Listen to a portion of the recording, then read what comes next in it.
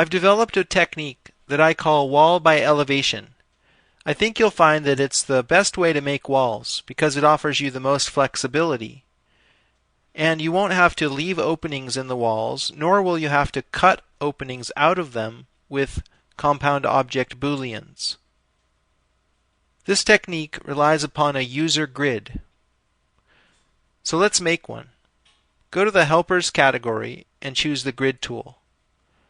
Drag out a user grid, and it doesn't really matter where you place it. Right-click to finish the tool, and then right-click again to open the quad menus. With the user grid selected, choose Activate Grid. Go to the Modify panel and change the display plane of the grid. By default, you'll be looking at the XY plane, which is no different than the home grid. You can toggle that into any one of these three orthogonal planes. So I'd like to start by elevating this wall, so I'll choose the ZX plane. Go to the Create tab under Shapes and draw a line. In this technique, you'll want to draw each line segment separately.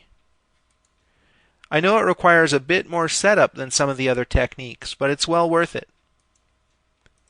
So I've drawn in one segment there. Go to Modify. Go to the Spline subobject level and select it. Then outline the spline. I'll type in the wall elevation height, which I'll set at 9 feet. Now this should be amazing because whenever you've outlined splines in the past, they've been outlined in plan. Like when we added a wall thickness to the spline that we traced off of this CAD plan. Because we're using the user grid, and we created the line in that grid, it's reoriented the coordinate system of the spline so that its local XY plane is parallel with the user grid.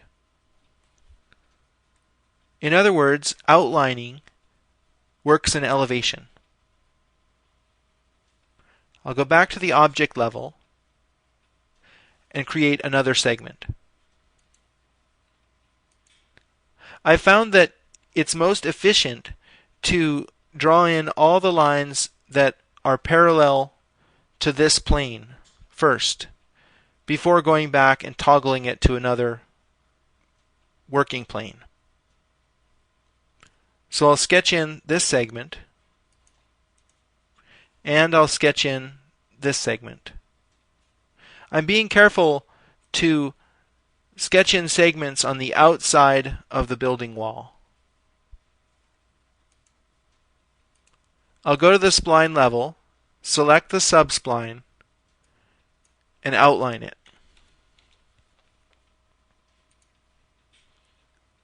I'll do it again on this object.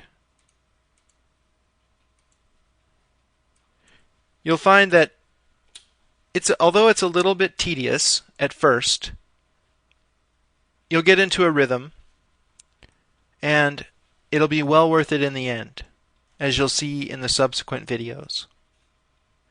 Now I'm ready to sketch in some other wall segments, but they're in a different plane. I'll go to the YZ plane, and then sketch in these lines.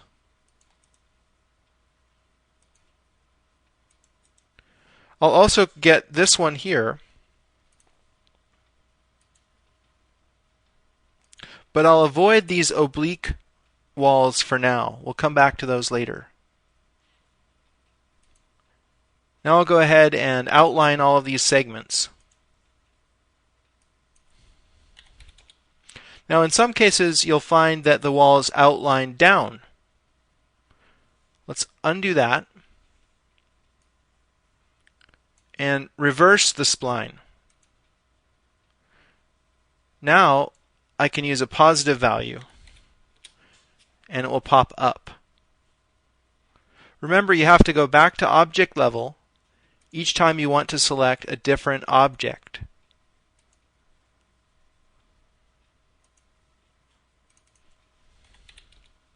Again, this went the wrong way.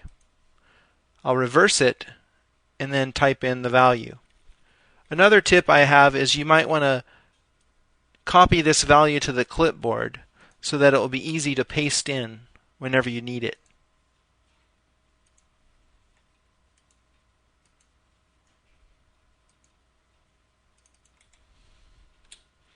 Again, it's upside down. You could just leave it as a negative value, or alternatively reverse the segment and then outline it with a positive value.